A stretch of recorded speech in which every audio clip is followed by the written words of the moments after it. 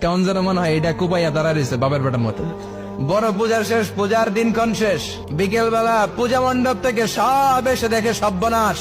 পাহারাদার ইব্রাহিম কই, আনতা ফাআলতা হাযা বিআলিহাতিনা ইয়া ইব্রাহিম। ইব্রাহিম সর্বনাশ কে কইছে? তুই কইছতনি?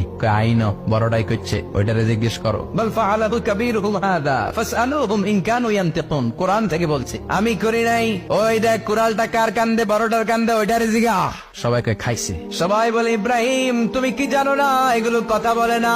সৈয়দনা ইব্রাহিম বলে যে এটা কথা কয় না, ওইটার পূজা করস কেন? যেটা কথা বলে না, যেটা নিজেরাই নিজেদেরকে মায়ের থেকে বাঁচাতে পারে না, নিজেরাই নিজেদেরকে রক্ষা করতে পারে না, তোরে কিভাবে রক্ষা করবে? এগুলোর পূজা কেন করিস? ফাবুহিতাল্লাযী কাফার। কারো কোনো জবাব নাই, লা জবাব।